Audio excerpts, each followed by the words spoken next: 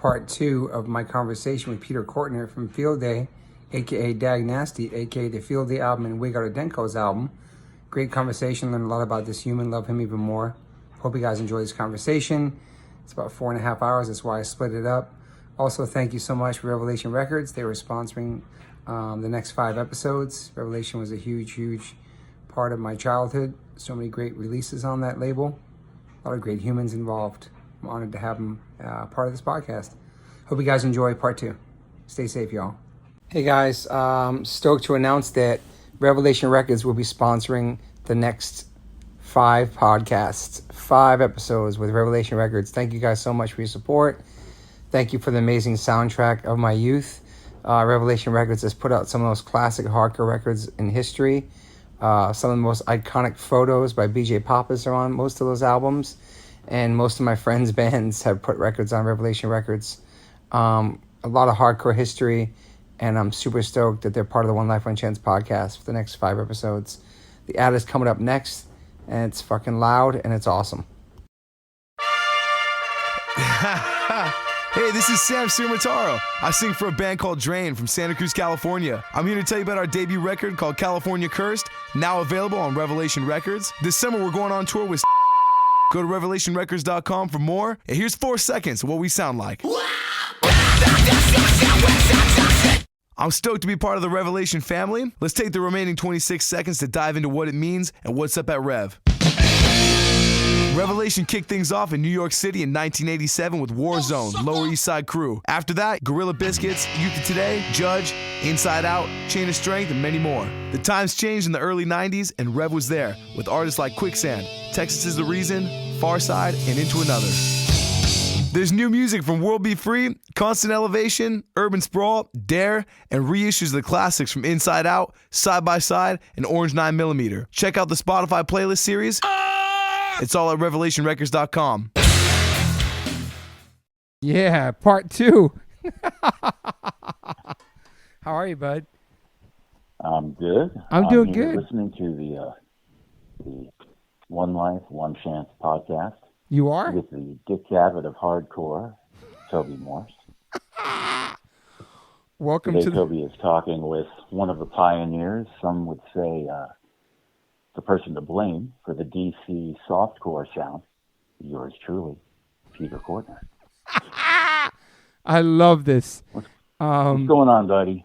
I'm just printing labels in my office all day. Like, we just ordered food online, like through this app called Instacart, and it's weird. The guy's actually shopping for us now, and he's chatting with us like, "Hey, they don't have this, they don't have that. You want to replace this? You want to replace that?" It's really weird, and it's only 2 blocks away, but we tried to order food, but it wouldn't be delivered till next week. So wow, it's great. And then the mayor said today on the news that everybody should wear masks because now they're finding out the stuff might travel just through the air. So who knows? But they're saying everybody must wear a mask outside. Man. Do you have masks? We wore bandanas and stuff. Although actually they said wear cloth on your face and leave the professional mask to the professionals who actually really need it. Right. That makes sense. But Max went to the post office with Moon's pink rubber dishwashing gloves and a gas mask on. He looked like a total psycho. That is crazy. The whole thing is crazy. It's just crazy to be outside now. I haven't got a house in days. I went to the post office. We dropped stuff off, and then we ordered this food. But, like, we have, like, a nice backyard, so we might do a little sprints tonight or something. Just go in the backyard and chill, get some vitamin D, because that's really good for your immune system. Yeah, for sure. Yeah, I mean, I got out briefly today. Madonna never got a chance to go out, which is a drag, and it's already getting dark here. Yeah. So how was it? We'll try again tomorrow. How was it outside today? Oh, it was beautiful. Yeah. I mean, the weather-wise, it was gorgeous. A little on the cold side this morning, but still pretty nice. And you know, the people who I saw out and about all seemed, you know, very positive. They were few and far between, but yeah, you know, people say hello. You know, it was okay. And I went to my local grocery store, small place, and they let in 25 people at a time, so there was a little bit of a wait to get in, but not a big deal. Are people separated 6 feet apart outside? Outside, yeah. And everybody's joking about trying to figure out the etiquette of when you're on the sidewalk, like who should go and abandon the sidewalk and walk in the street or cross the street. Is everybody wearing masks? Give it right away. Are they wearing masks and gloves? Not that many, but definitely more now. Yeah. Than I saw even a couple of days ago. Yeah. Like many more people. Do you wear a mask or no? No. I should get one though. Mm-hmm. They're hard to come by. Yeah. I'm sure there's a lot on the black. I'm sure there's a bunch of people selling online like for crazy money, which is really insane. Man, I should have never gotten rid of my gorilla outfit. I could have just worn that. Well, one of the questions I wanted to ask you, I forgot when I got off the phone last night, was since I'm going to be married for 24 years in May, and you've been together way longer than that. What do you think the key is to a long marriage, especially being a musician? So she was with you before music, after music, and now back with music. I think there's two things I can point to that just in any kind of relationship you gotta just keep in mind. And the first is have a really good bullshit detector for both yourself and the person you're with. Yeah. So that you can always be just real with each other.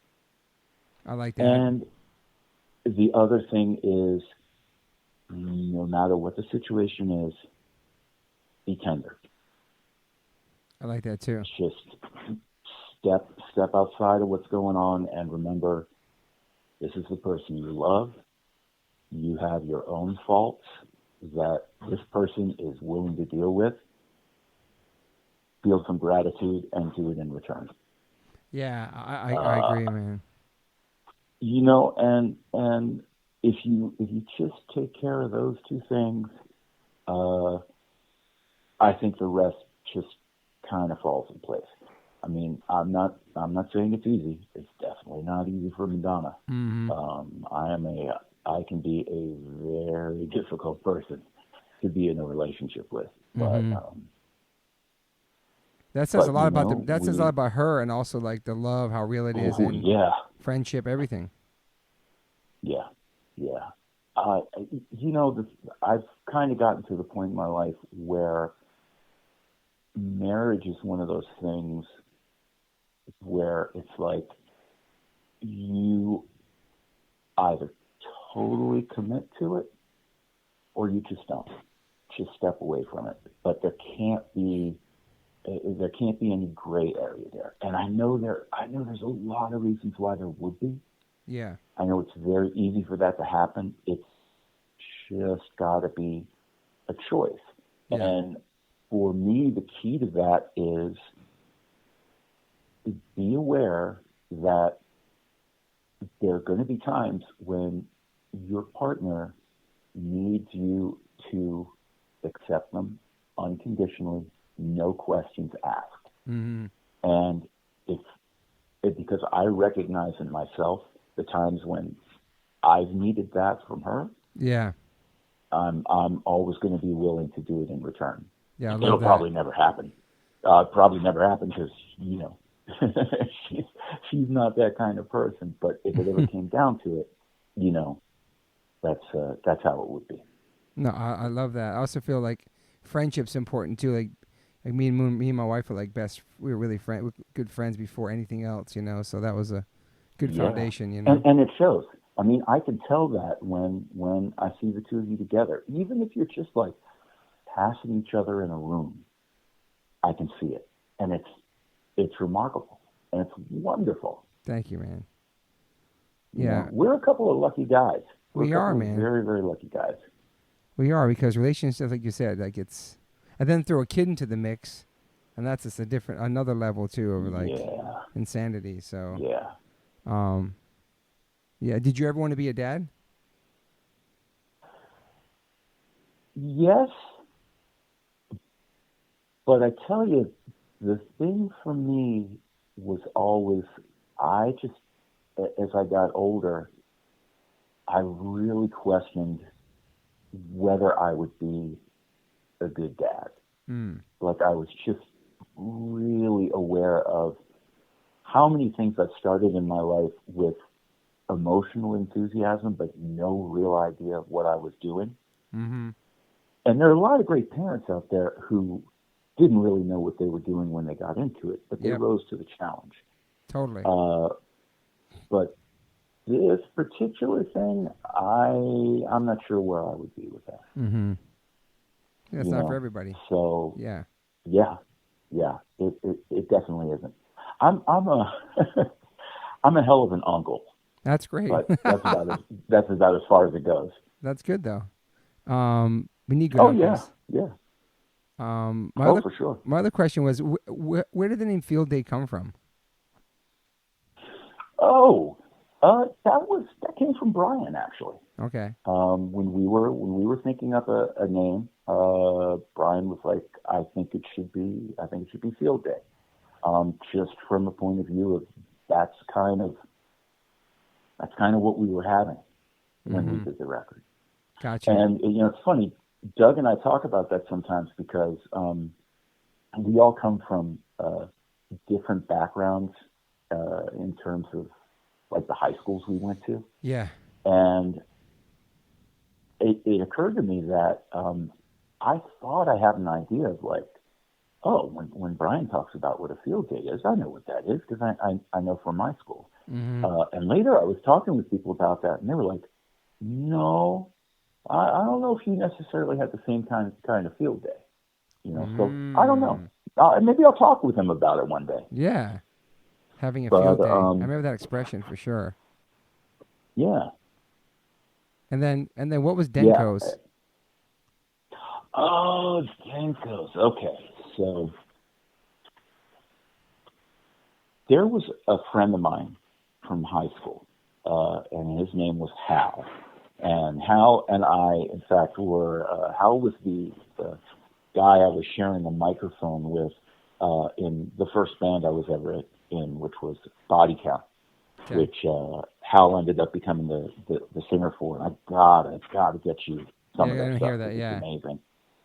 But every now and then, Hal would show up at my house in Silver Spring and just walk up to like the window where my bedroom was, and say, "Come on, let's go, let's get in the car, let's go do something."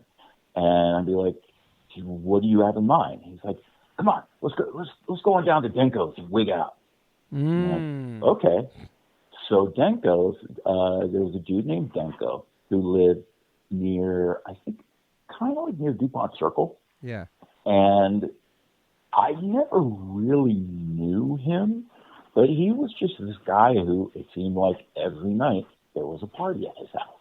Gotcha. So you'd show up and you might never see him, but you'd see a whole lot of other people. Yeah. And so that was kind of the source of all that. But the twist in that song was the idea that we're going to go there, and even though it's a big party, we're just going to like stick to Coke and Doritos and not partake of whatever else was there. I like that. Yeah. And that's the Hal that was spilling malt liquor on his minor threat sticker, huh? Exactly right. Which I should ask him sometime if people ever ask him about that, does he say, "Oh yeah, I did that"? Yeah. Because if he does, then I'll say yes, he definitely did that. I didn't just make that up. Yeah, I think that lyric was like, for me when I first heard it, I was like, it was just hearing that, I was like, no, I don't know. I mean, I don't know. For back then, it just sounds like, in hip hop, that would be like a hip hop diss. But I know it wasn't. I know because everybody's friends. But like, it just seemed like just the way it rhymed, it flowed, and then it was just so random. You know what I mean? I don't know. Maybe I was just reading into it when I was a kid. Well, it's funny you mention that because I'll tell you something about that song that I thought was kind of funny, which was Ian MacKay's reaction to it. So Ian produced that record. So we were recording all of that with him. And while I was recording my vocals for that song, he stopped me and he's like, dude, the TV is inside, the TV is outside. What the fuck, man? What does that even mean? And so, and I see him, on the other side of the booth. He's behind the glass, and so I said to him, and the tape is still rolling, by the way. Oh wow! Like, it's simple, Ian. I am God. You are God. Believe in me, and you will live 1,000 years. Let's use that to And him. he didn't ask me any questions after that. Oh my God, man! He was just like, okay. And funny thing, it's not on the CD or the vinyl, but if you have the first pressing of the cassette wow. of Without a Denko's, it's on there at really, really, really low volume. Really? Right at the start of the record, just before The Godfather starts. What, him saying that? No, me saying that to him. Oh, wow, man. It's right on there, man. It's simple, Ian. I am God. You're God. Believe in me, and you will live 1,000 years. That is incredible, man. That's a real gem right here. I didn't even knew that. Wow. It's nuts. It's nuts. And so when you did on the My Threat sticker, he thought that was interesting too, or no? He did. Yeah. He did. I'll tell you something funny about that, about the minor threat sticker thing, which was, before I got involved with punk at all, one of the bands I was really into was Rush. Gotcha. And even to this day, like, it kind of bums me out how much Ian, like, really weirdly hates on Rush. Okay. Because you know him. I mean, he's super open-minded. He's into every kind of music. Yeah. But, so when we were recording Without, I was going to ask him about the lyrics to Minor Threat, because I was so into Rush when I was younger, and I'm like, why is he putting the band down? And Brian said to me, absolutely do not ask Ian about Rush. That's crazy. I didn't know this was such an issue. Yeah. But it's like, people, what a big deal that song is. Mm-hmm. But nobody ever talks about that line, man. Why is everybody so fucking into Rush? Like, I don't know, man. Wow, dude. Yeah, nobody even talks about that. That's a great point. Wow. One of these days I'll ask him about it. That's another gem right there. I didn't even thought about that. Damn, man, that's awesome. You said yesterday you had some questions you written down too, huh? Oh, yeah. Well, actually, so we were talking about a couple of things that I thought about after we talked, and one was we were talking about changing lyrics, and I was telling you that there were lyrics like back in the old days that I changed. Values here, like the rap and what now. I did a different thing to Never Go Back, but I was telling you, like, now I won't do that. Yeah. But I thought of an exception, and that is, so there's a song on Field Day called Typical, and I'm not going to name any names because I don't know how he feels about it, but this guy I'm going to tell you about, he's my hero. So the second show we played is Field Day. We were playing at the Crossroads in New Jersey. Yeah. And this guy there told me this story about how that song, Typical, inspired him to leave this message for his girlfriend with lyrics from the song. Wow. And so he described it to me, and he said, so it was one day, it was foggy, it was raining really lightly, and apparently he found his girlfriend's car I'm not sure where his girlfriend was, if she was like working, she was inside a store or whatever, but she wasn't in the car. Mm-hmm. So he said the fog had left this mist on her windshield.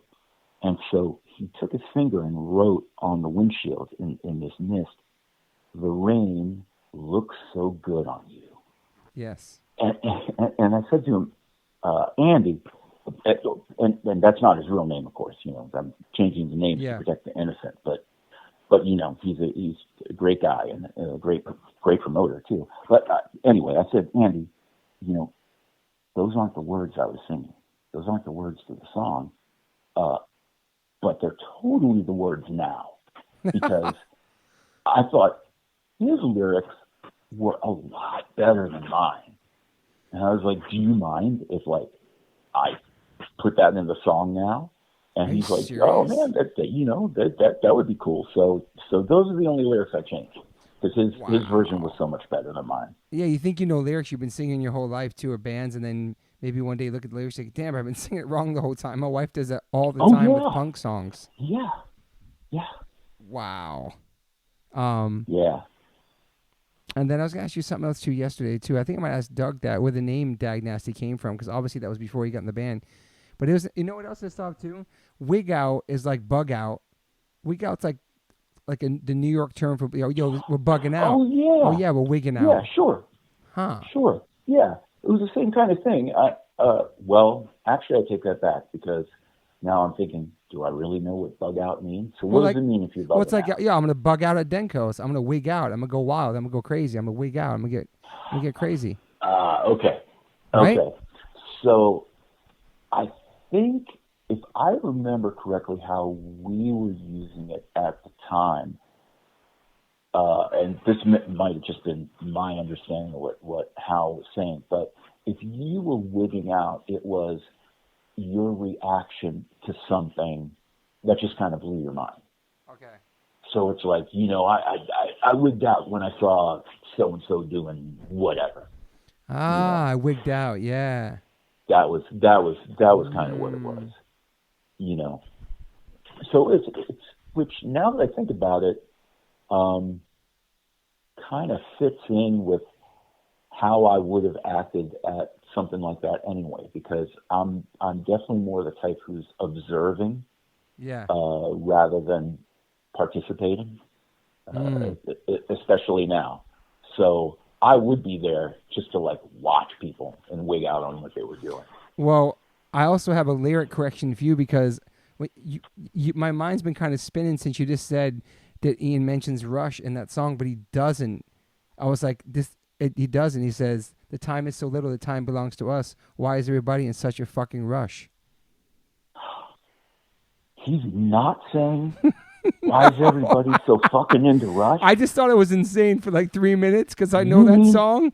I've been wrong about that all this time? Yeah, listen, so like, I thought I was crazy for a second. I'm like, that song doesn't mention the band Rush. I'm glad you said something. And so I just thought about it, and I just been going through my mind for 2 seconds, and I'm like, now you had the lyrics. So you were like the guy who had the lyrics wrong in New Jersey.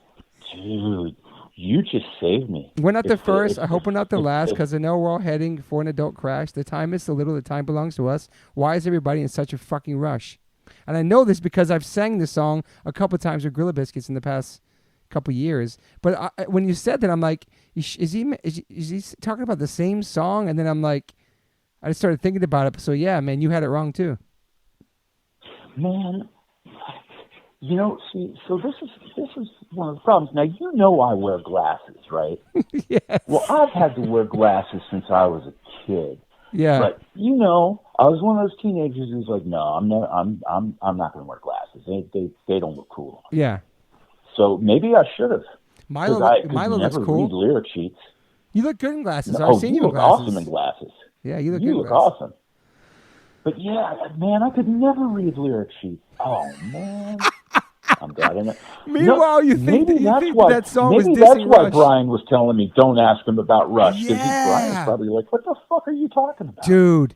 Because now it's like, you're like, why would Ian even mention another band in the song back then, or even diss like a rock band? I was like, You just had me going crazy for a second in my mind. I'm like, I don't know what this guy's talking about. That's why. Wow, man. Okay. Well, now we both learned something today. Yeah. Maybe I should tell him about it. Maybe he'll change the words. At this point, so I've been Because it has a nice ring to it. Why is everybody so fucking into Rush? listen. Imagine if that's really I the don't know, words. man. You should ask him that one day. Like, I've been telling him I thought you hated Rush so bad my whole life, and I just found out. Oh my God, that's so funny, man. So I guess when we read lyric sheets back Ian. then, it's all good. I had you wrong. I had you wrong, dude. Sorry. You had it pegged all along. I won't. Yeah. Were you ever, Right, were you ever exactly. were you ever a big Minor Threat fan? I'm sure, right? Oh yeah. Oh yeah. Oh my God. I was telling you about how when I was in high school, this friend of mine's older brother, he was the guy who was like, you kids, you think you're into punk. You haven't heard this stuff. And he would play this stuff. And right when I think their second EP came out, like he showed up and played it for us. And it was the first time I had heard him. And I was just like, whoa, this is insane. No, not the, what am I saying? The second one? No, it was the first one. It was the first one. And it just blew my mind. Like, oh my God, this is absolutely great. And I would sit and stare at that cover, like, look at this dude, man. He's really intense. And it was like total hero worship. Like, Totally, man. Wow, this guy is a badass. And those records, still, man, it's an amazing record. I still get chills when I hear it. Me too, and it sounds great still. It like stood the test of time. Like it's like it's insane. It still sounds great. I don't know. Yeah. What about Fugazi? You a Fugazi fan too? Fugazi is a band it took me a longer time to get into. Mm-hmm. And one of these days I'm going to have to take like a much deeper dive into it. But, their first two records I absolutely loved. Yeah. And then I kind of got to this point where, like I was telling you, I wasn't listening to a lot of music. Yeah. I was more listening to just a lot of parking lot sounds, all that.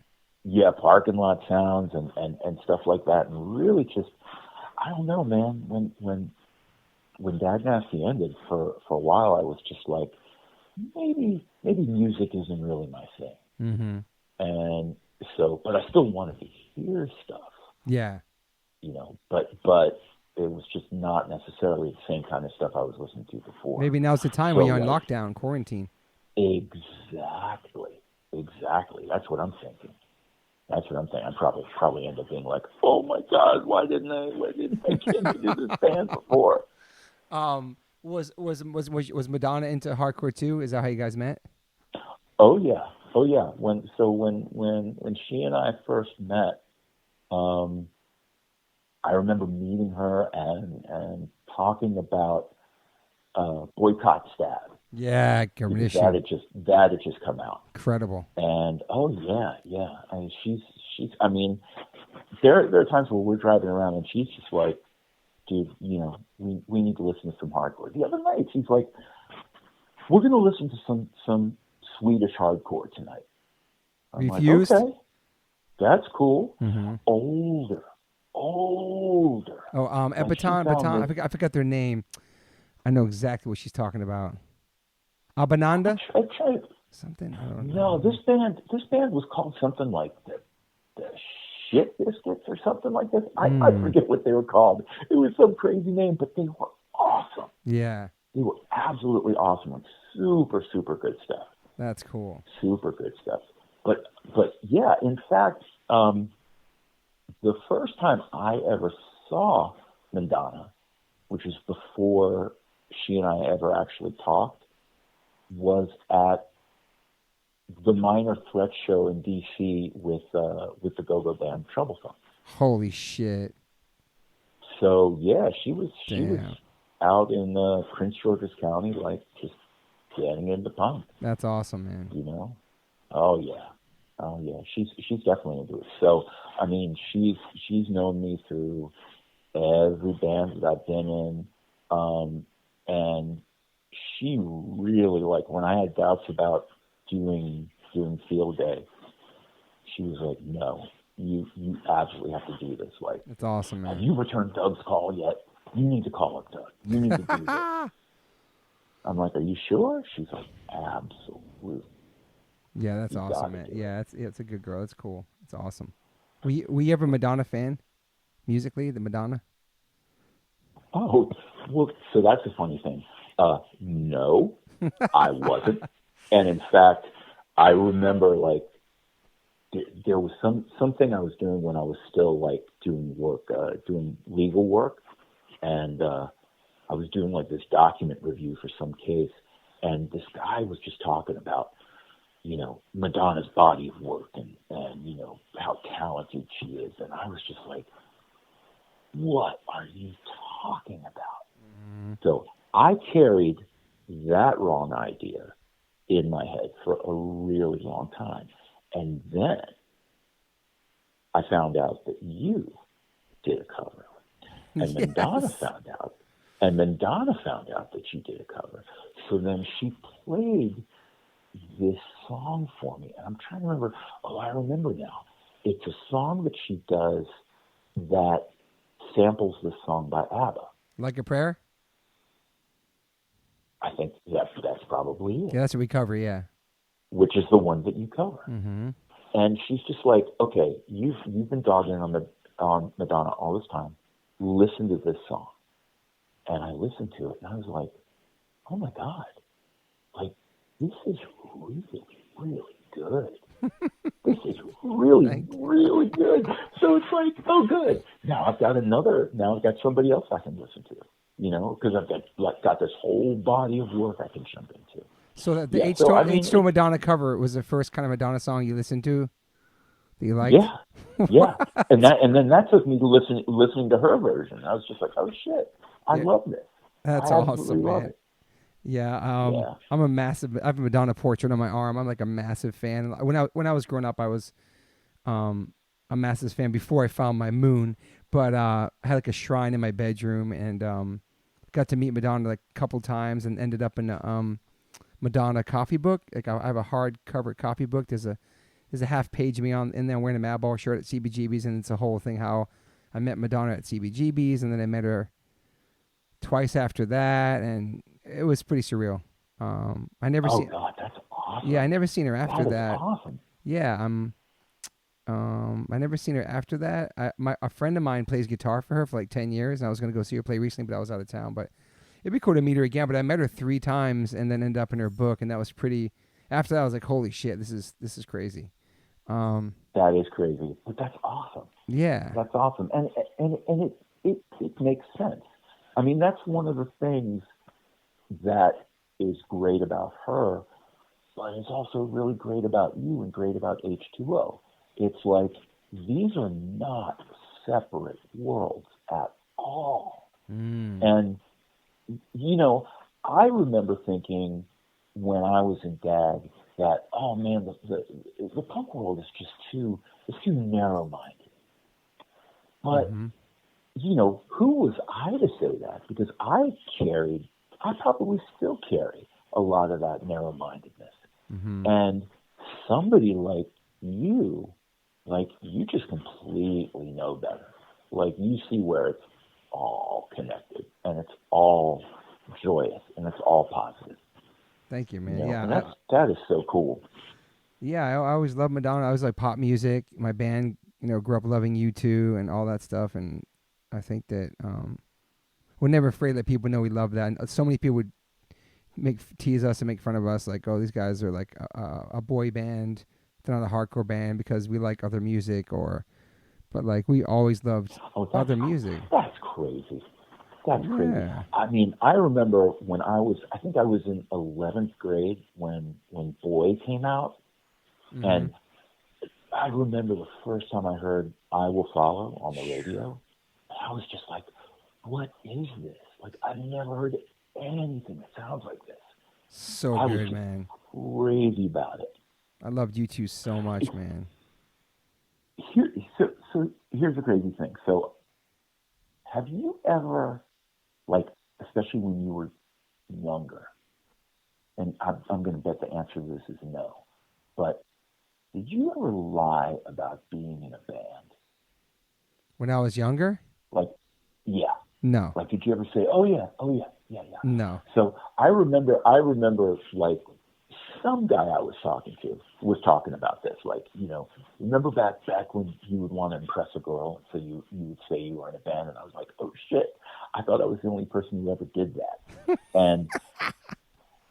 And so that made me, when you mentioned U2, that made me think of it, because when I was like, I think the first time I ever like lied about that and tried to convince somebody I was in a band, I was probably in junior high school, and so I would be like, talking to some girl over the phone, and I would say, oh yeah, you should hear my band. And I remember I would say, I play guitar for this band, and I would play like a cut off of some like weird Todd Rundgren record I had, or like part of a Blue Oyster Cult record, or Rush. Okay.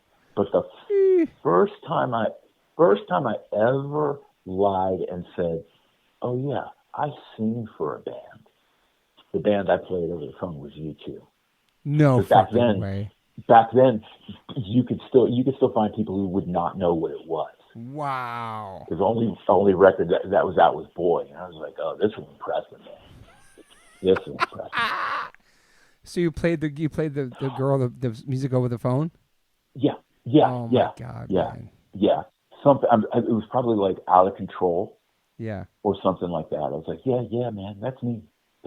That is so funny, man. I didn't even really know about U2 until I listened to 7 Seconds, and when Kevin had grown his hair out, because I was just like punk rock, and hip hop.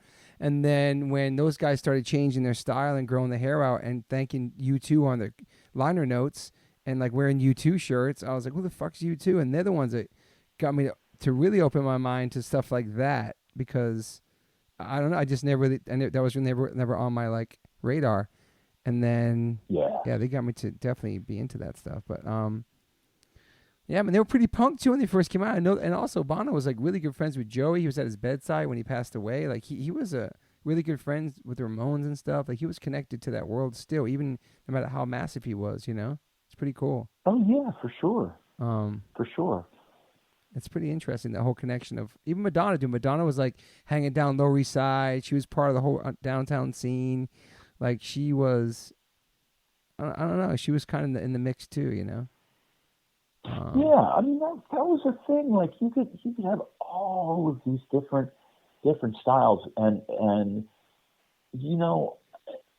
a trap I fell into as a kid was this idea that if you were into one kind of music, it sort of automatically meant that you weren't going to be into another kind of music. Yeah, that's it. Mm-hmm. And it was so stupid. Yeah. Like, I remember being in high school and begrudgingly going to see the B-52s. Yeah. With this girl that I was going out with at the time, and I was like, oh man, they're just stupid. They're like just some new wave band, man. They're not punk at all. And later I was like, what was wrong with me, man? I love the B-52s. Yeah, they're great. I love them, and I could have had such a good time at the show. And I'm like, no, what's wrong with all these posers here? What an idiot. You were so set in your ways. Yeah. Idiot. Did you ever like hip hop at all growing up or no? So yeah, and like it's funny because when I was telling you that I got to this point where I wasn't really listening to much music at all. Yeah. The one thing that I was listening to though, and this was thanks to this friend of mine, Damon, who would just like send me tapes of stuff. I got really into the Beastie Boys. Nice. When Paul's Boutique came out. Amazing record, man. And unbelievable. I mean, that's one of the greatest records ever. Yeah, that's my favorite Beasties record. That record, yeah. And that record just got me into the whole like idea of what you can do with samples as Yeah. like a sound collage. And you know, whether it's as music or whether it's just something really, really out there. Mm-hmm. Yeah, beautiful stuff. I think those guys made it like Stuff. they made it right before people started getting sued because they have like one of the most samples on one album ever supposedly, and I think they made it right at the cutoff before people started getting crazy lawsuits for using samples. That's what I heard, but I don't know. Yeah. No, well, it must have been right. Yeah, I mean, over the years, like every now and then, someone will put together like their own like unofficial compilation of all the music that they sampled. Yeah, I've heard that for before. That record. It's amazing. Yeah, and it's like a ton of stuff.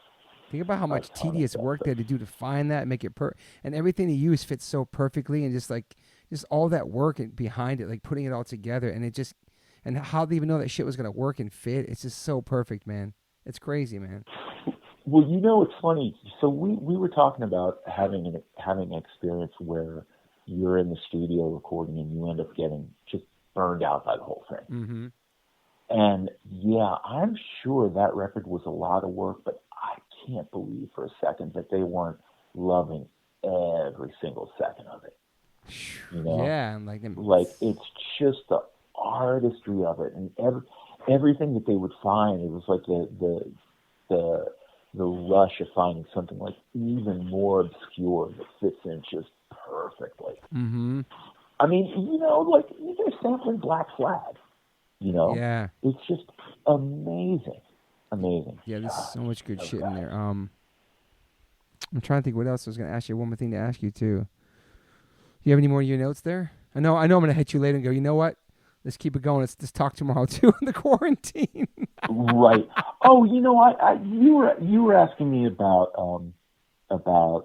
bands I was in, and you mentioned Los Vampiros, which was not so much a band, but it was just me getting together with Colin from Yes. Dag Nasty. Yeah. After Dag Nasty broke up, actually, both times Dag Nasty broke up, because the first time we did it was between the Can I Say tour with the Descendants and Wig Out. Gotcha. The first Los Vampiros stuff we recorded was when Doug and Brian were doing Doggy Rock. Okay. But then after the band broke up after Field Day, we got together again and recorded a bunch more stuff, and it's kind of cool. And there's a chance that I've been talking with this guy who's interested in taking all that stuff and putting it out again. Oh wow! So we'll see what happens with that. Oh wow! But I was also did this thing a lot later called the Gerund. Okay. And that was something that started in, I don't know, 2001, 2002, with just me and this buddy of mine named Hunter Bennett. And Hunter had lived in Philadelphia, but he was getting ready to move down to D.C. To start a job down there. And he gave me a portable 8-track recorder and a bunch of wave files of stuff that he'd been working on. Gotcha. And he was just like, do whatever you want with it. So it was just him playing guitar, him playing bass, sometimes like playing the theremin. Mm-hmm. But he was like, you can cut it up, you can slice it, dice it, you can do whatever you want with it. And so he and I just did that for like a bunch of years. Yeah. And Madonna was at some point, you know, saying to me, you know, you need to like actually like get a band together. Mm-hmm. And I was like, no, I'm not really into doing that anymore. Yeah. But sometimes other people would contribute to the Gerunds, like Steve Hanskin from Minor Threat. He mixed us doing a cover of Sailing On. Oh wow! And he got Brian to put a solo on it, which was kind of cool. I'd love to hear that. That's cool. Stefan from the Descendants played drums on one song. Wow. Like he was just like, yeah, send me a file and I'll do drums. But then I think in 2008, I went to see a couple of my friends. They had formed a band, and they were playing their first show. And I was watching them. I'm like, God, these guys are really, really good, you know, and they're having a really good time. And I think after they played, I think that night I was like, I want to hijack you guys. I want you to be my band. And they were like, yeah, okay. Oh, wow. And so we started, like, we took all of these songs that I'd done with Hunter, and we started playing them live. And we did that from 2009 to, I think, 2013. Nice. And it's actually, it's on Spotify. Okay. Like, you can find it. Stuff I did, most of it is the stuff that I did with Hunter. So it's just, you know, the bedroom tapes kind of stuff. But there's also stuff with the full band. And I used to say what we did was like Naked Ray Gun meets Joy Division fighting the B-52s while Scott Walker is watching. I like Moon would like that too. That's Moon's favorite band is Naked Ray Gun. That'd be awesome. God, I want to hear Naked this. Ray Gun.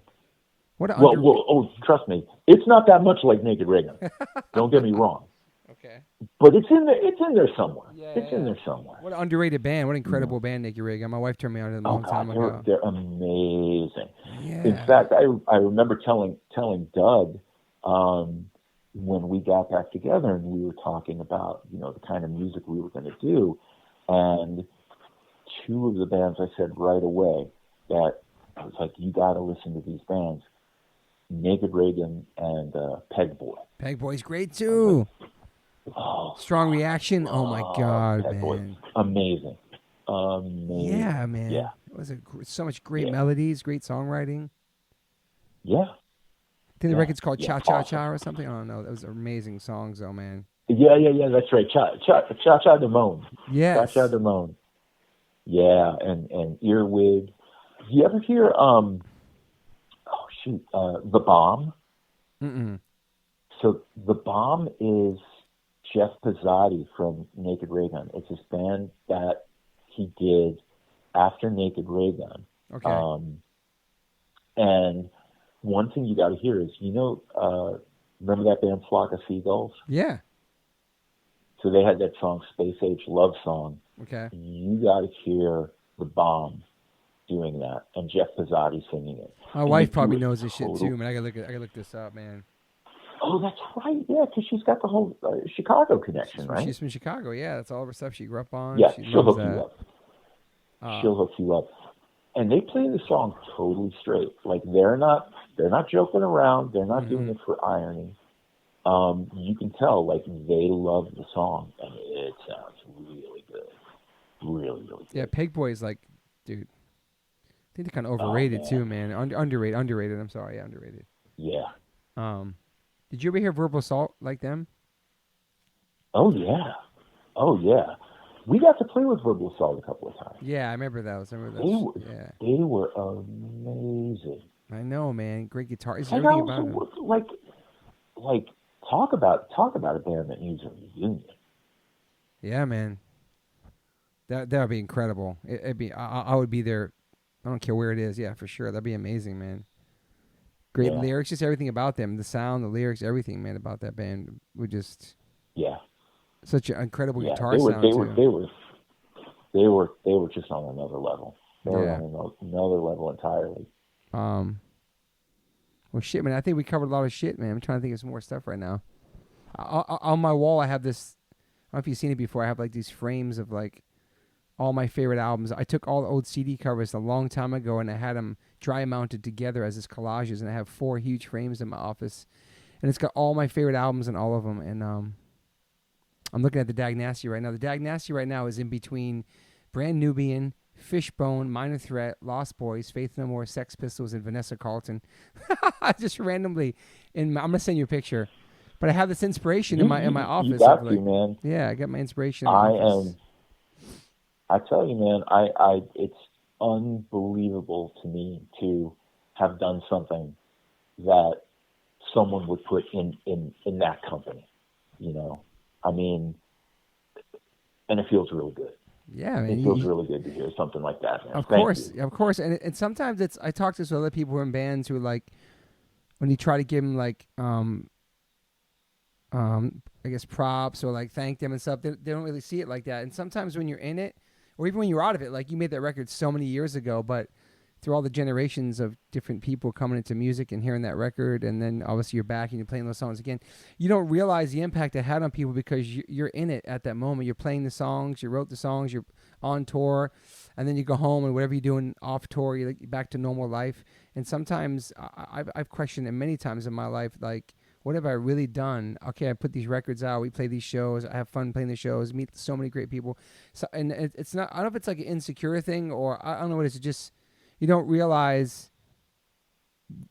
Sometimes you feel like, what did I do? Okay, it's just a record. It's just some songs you wrote. It's just, and you know, it had an impact. But until you meet somebody face to face, or somebody sends you a letter, or they reach out to you, like this is what you did for that music. You're like, holy shit, I made a difference. But sometimes it's hard when you're in your own world, and you're not. You're just living your life. You know what I mean? You're not on stage. You're not touring. So you had many years in between playing those songs and putting that record out, and becoming like, you know, a grown man. And then you come back and it's like, when you meet people, like, holy shit, like that record touched me. It feels good. It feels good to know you put something out there that actually had an effect. You know? It does feel good, and it's made me like understand even more about how, whenever you do any kind of music, if you know, especially if you're recording it, especially if you're making it available to people, once you do that,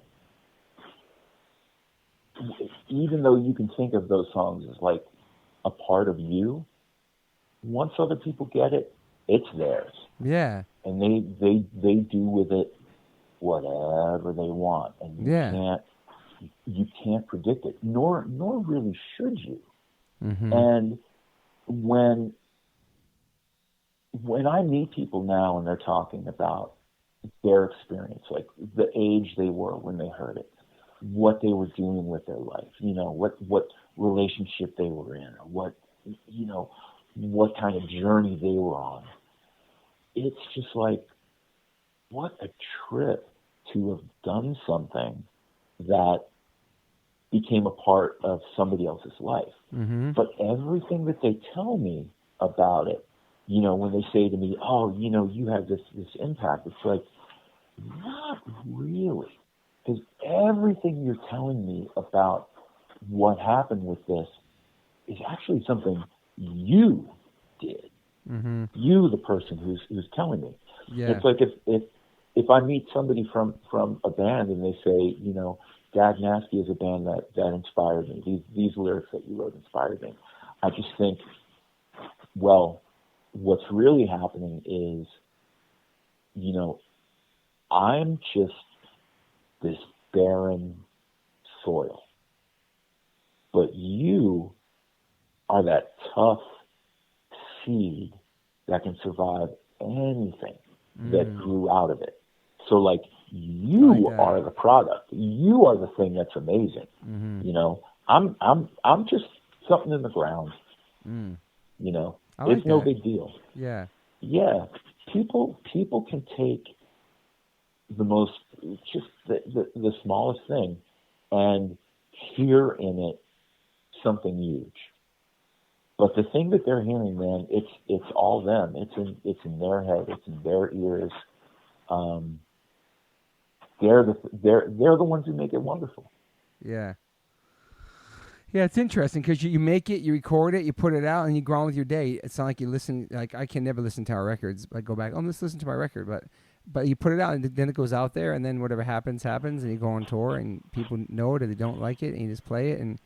But then there's some people like read every lyric and like memorize the lyrics and can't wait to see you play it live and have this connection to every single song, and it affects them in a way. And I think that's so amazing and beautiful about music, and the fact that it stays with you your whole life. Because I don't remember what was on the radio, you know, the day Wig Out came out or the year it came out or where I was, but I know that record front to back. I don't know I don't know the popular song on the radio during that time. I know this record that I listened to every day and like stuck with me forever, and I can still listen to it and have these memories of where I was at that time and how old I was and what I was doing and who I was hanging out with and how I looked and all that. I don't know. There's something so I'm not going to take away from other types of music, but there's something so powerful and real about punk rock and hardcore that stays with you fucking forever, man. I don't know. It's embedded in our soul, or I don't know. It's something so special. At least I don't know. Like you have those memories of going to see that band play and being in the crowd and just I don't know. It's so different than going to like a big rock concert where there's a massive barricade and the band is untouchable. Oh, for sure. You know, it's such a different connection. Obviously, I probably like some of the music on the radio back then, but I know the We Got record from that year and how old I was, and I don't know. It's just something about the music, and it's so special because it wasn't the whole world wasn't listening to Dag Nasty, and it wasn't listening to the punk bands we listened to. It was something that we had. It was so special because it wasn't for everyone, but it was for us and our friends, and we really connected to it, and it wasn't something that was on the radio or on television at that time. You know, I don't know. Right. I don't right. know. Yeah, it was like your own secret thing. You know. Yeah, I remember having that feeling, and loving it. Being in situations where you're like, wow, you know, the song that's running through my head right now, nobody else here knows what that song is. Yeah. You know, unless you were with your friends or you were at a show. Mm-hmm. Like, wow, the rest of the world doesn't know this at all. It's crazy. It's crazy. Yeah. Even if I take even if I take Straight Edge, like that song, like. Okay, I'm a punk rock kid. I'm a skateboarder. I'm fucking 12 years old. My brothers are smoking and drinking in the house. They're partying around me. I don't want to do it. I see how it affects them. But I like this punk music, and I can skate to it. Not really sure what the Bollocks is. And then I hear this band, Minor Threat, and then there's a song that talks about how it made me feel like I could still be cool and still be myself and not have to do what my peers are doing around me and still be punk and still be myself.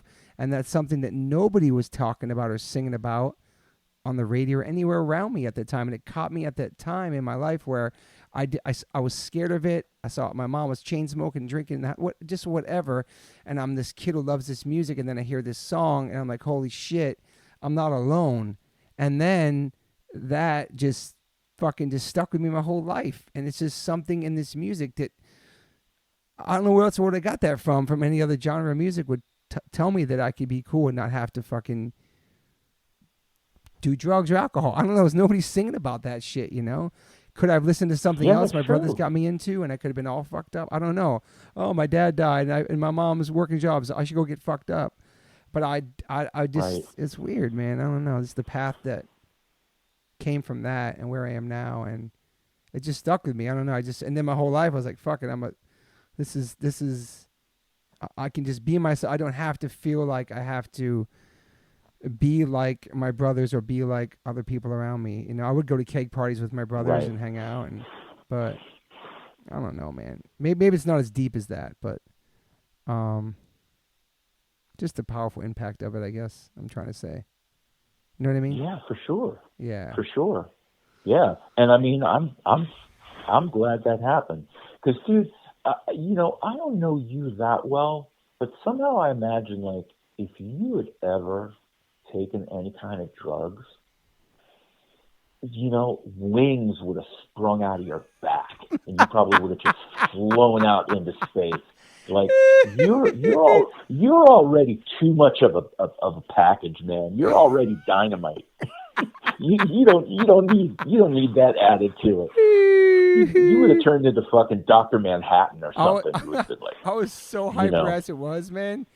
Oh my God, man. I would have fucking exploded. You're so funny, man. Then when I got to New York and dudes were like partying, drinking 40s, doing cocaine, smoking weed all around me. And I was the only straight edge kids hanging out in New York with all these dudes. I had so much fun being the sober guy, carrying the boombox, playing like the hip hop cassettes, just hanging out, just like I loved it. And they loved me for who I was. And they never tried to pressure me to do anything and all that. I got more peer pressure, obviously, in high school, but like, I don't know, man. Yeah, I was definitely a fucking spaz, man. I've always been a spaz. I've always been high on life, man. Skateboarding was my first, like, natural high that I've ever felt was skateboarding and doing tricks. And I don't know, man. Yeah. So. Yeah, getting those endorphins going. Totally. For sure. Yeah, and see, and that's the thing too, because that way you got to really experience what was going on, and not just what was going on with you, but like you saw what was happening with everybody else. Yeah. There's so many. I think about my own experience. There's so many times where I'm like, what I remember about it is just how fucked up I was. Mm-hmm. You know? Yeah. And it's like, do I remember a great moment from the show? Do I remember what a couple other people were doing that was really great? No. I just remember I was fucked up. You know? Yeah. I'm glad to be done with that. Yeah. Are you glad. sober now, or were you a sober guy? Or? Oh yeah. Yeah. Oh yeah. Nothing. It's been I think 9 years. That's awesome, man. 9 years, and yeah, I would never go back. I was glad to stop. Yeah. Like, I was really glad to stop. You know. 9 years is great. That's huge, man. That's amazing. Was that the first time you ever quit, or did you quit before then? It was. No, it wasn't the first time. It wasn't the first time, but it was the first time that. It was the first time that I let important people in my life know that it was something that I had to do. Yeah. That it was like serious. It's like, look, I got a problem with this, and I have to stop now.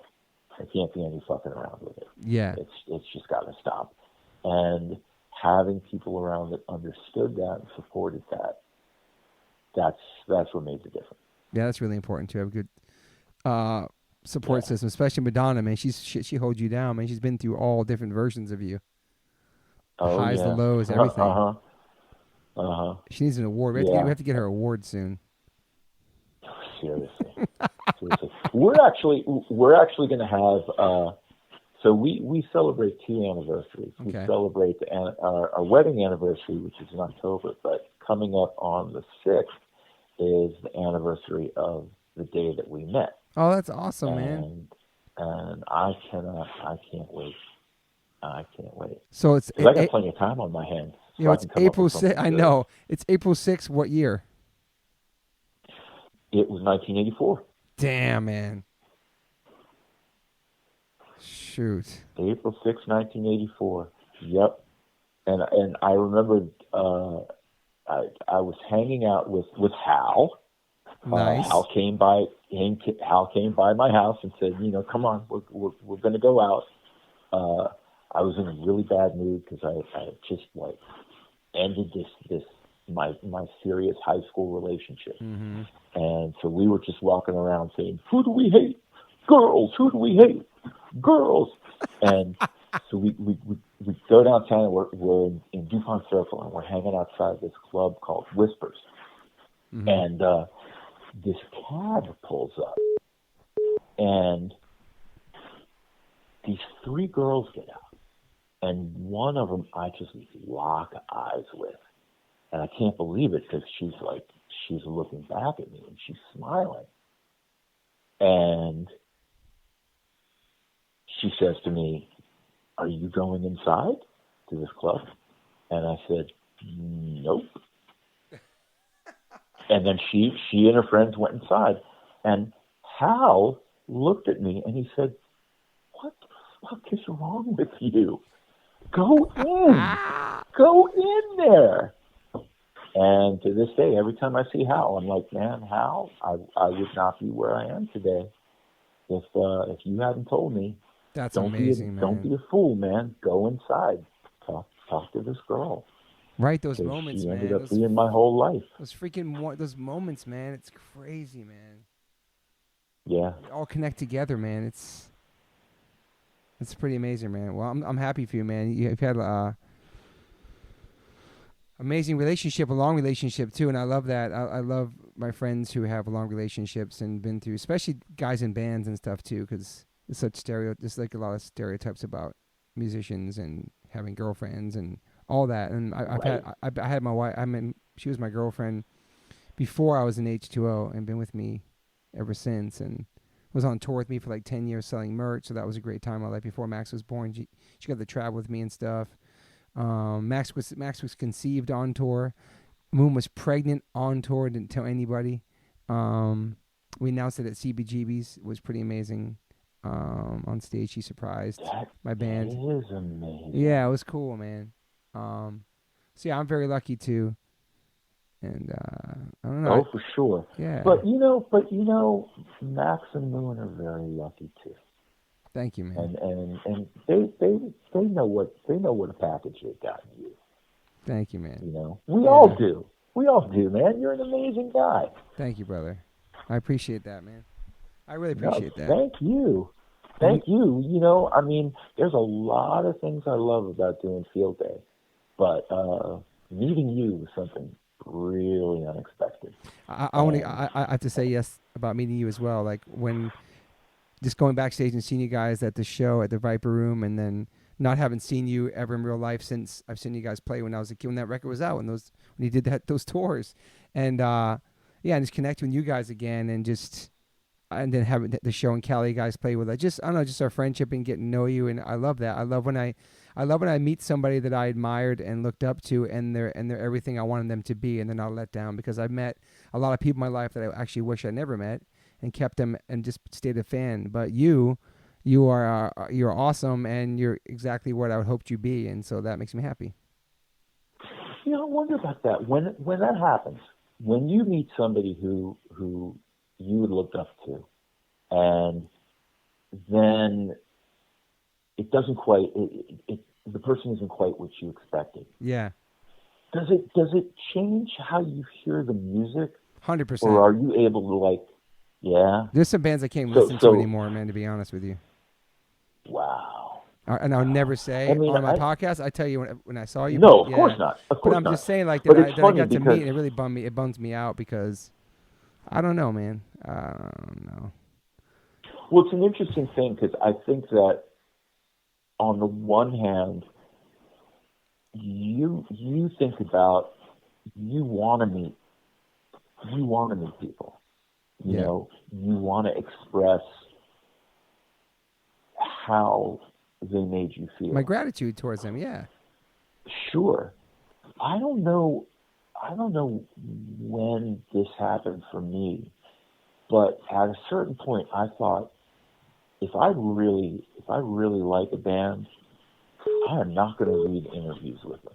Like, I don't want to know a thing, because I was too worried that it would spoil it. Yeah. And probably, you know, in 95% of the cases, I was probably completely wrong about that. You know. Yeah. But yeah, I just always had this thing, like, I'm going to read something and I'm going to think, oh man, these guys are assholes. It's going to ruin the song. Yeah, you know? I remember watching my wife meet Robert Smith, and my wife didn't want to meet him. She was so nervous. That's her number one. And Moon shook his hand, and he said something. Moon goes, "Sorry, I don't speak English." Moon was so scared. She said, "Sorry, I don't speak English." Oh my God, dude. That's funny. She was so nervous because that's like her. She didn't want to meet him, but we were like at Conan O'Brien, and he was there, and Rusty's like, "Hey, come over." It was this weird moment. And I met him, and he was cool. I'm a big fan, but I didn't bug out on it. But Moon's like in love with this guy. But it was just such a cute moment to see her do that, and I heard he's nice anyway. Yeah, I met people. Then I met people that are like, you expect them to be total rock stars, and they're fucking amazing, man. They're like, I met Chris Martin from Coldplay, and I have like 3 Coldplay tattoos, and that's one of my favorite bands. And he like, I just said, hey, nice. I opened the door for him at my friend's spot. I said, oh man, nice to meet you. I'm a big fan. And I said, I showed him my tattoo, my fingers. Like, oh my God. He goes, should we do a selfie? I'm like, what? And I had no idea who Nick Cave was. I thought it was Rick Ocasek from the Cars. I don't know anything about that music. And I found out later Nick Cave was standing behind me with they're waiting this black SUV. He was standing there waiting for Chris.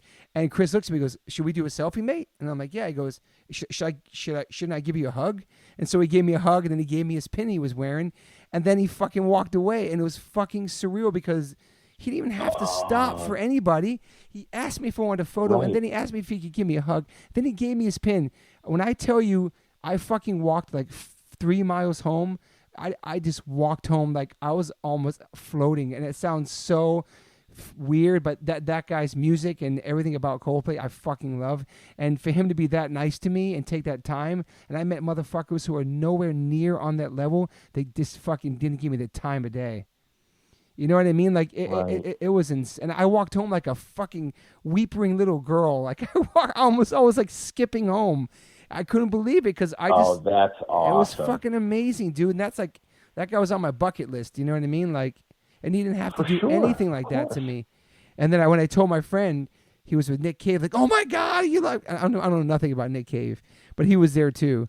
But it was just moment, and then it was just moment because I don't know. It was bugged out. Max, remember when I met Chris Martin? I was freaking out. Yeah, I called Max. I was so crying. I called Max. I was so emo. Oh, my God. Anyway, his music was so impactful to me, you know? Of course. But he could have been a total jerk, you know? He could have been. But boy, I listen to that music, and I would have found it hard to believe if he was, you know? Gotcha. It would definitely be disappointing. Yeah, then I heard. Yeah, then I found out I knew people that worked with him for 10 years. Like, oh my God, he's so positive. He lives in this little posy world, and like he's so nice to everybody. And all the work. Like I heard so many amazing things after that. And then once I posted a picture, my friends like, oh, I know him, or this blah blah blah. This guy's one of the realest dudes. Donates all this stuff, and I was like, awesome. Oh man, that is great. So that was a great one. There's other ones where I've been like, oh fuck, you know, but. It is what it is. You put people, and I made that was my problem as a kid. You put them on this pedestal of how you think they are, and maybe they really aren't, and I don't know. But you know how that works. Yeah. Is there anybody definitely. You wanted to meet but never got to meet? Yeah. I mean, but the thing is that with almost anybody, I would be really hesitant to even say anything to them. Mm-hmm. Like when we did the show with you at the locker room, and remember, Fear was playing too. Oh, that's right. And so their manager Robert, he knows I'm a huge fan of Fear. Yeah. And he comes up to me and he's like, you know, come over. I want you to meet Lee. And I did it, but I was like, wow, this is exactly the thing that like I don't want to do. I don't know what to say. Yeah. You know? And I mean the only thing you can say is just, you know, thank the person. Totally. You know, thank you for doing what you were doing. And you know, I got chills. It was just like, that's man, so cool. I'm here with Lee Ving, and he was totally sweet. I heard he's super. Yeah, he's super nice. He was a really sweet guy. But then, like the Spit Sticks, the drummer, who I think is like one of the most amazing drummers in the world, and he was really, really outgoing. He was talking to everybody, and I totally could have had a conversation with him, but I was like, no, I'm not going to do it. I'm not going to waste this guy's time. Yeah. So, you know, those opportunities come up, and it's probably dumb, but I'm just like, no, I feel like I'll be wasting people's time. Mm-hmm. But you're not, and then on the flip, people might think the way about you if they see you. I want to say something, but I don't want to bother him. Like I know you don't put yourself in Lee Ving's shoes, but to people you are, in that world. So it's like it's hard to see yourself as that. But I'm sure other people are nervous to say hi or have a conversation too. But yeah, man, yeah, Lee Ving. He looked great too. He looks like a movie star, man. It's crazy. Yeah, he totally does. He looks totally wonderful. Does. Well, awesome, man. Well, I think now we talk for another hour. So now your episode's going to be two episodes, which is fine. Part 1 and part 2. And maybe I might just call you tomorrow. We never know what's going to happen during this lockdown. There you go. Quarantine. Yeah, I'll be around. I'll text you tomorrow and be like, man, I got more questions and more things to talk to you about. Yeah, I'd be like, what other lyrics have you misunderstood completely? Yes. For like, 40 years. So what's the last interview you've done, you think? Oh, Gosh. I mean, I haven't done. Oh, I was about to say I haven't done any with Field Day, but I did chime in, like, for just a second with one that Doug was doing with somebody in Arizona. But this is an interview. This is they were a in the conversation. van, and I had to. Yeah, but no, I don't think the last time I did any kind of interview was probably with somebody when I was in the Gerunds. Wow. And this isn't even an interview. This is like two friends just having a conversation. So like I'm trying to think like a recorded interview that was put out with you on it, probably not for like over 25 years at least. Oh yeah, definitely. Wow. Yeah, you won't find anything. I have the exclusive. That's right. All right, man. Well, have a great. Toby got the scoop. I have the scoop. Hey, you too, man. You too. Thank you. I might talk to you tomorrow. You never know. Sounds good to me, man. I'll be here. All right. Have a great night. Thank you, bro. You too, Toby. Take it easy. Okay, bye. Bye-bye. Hey, guys. Thanks for listening.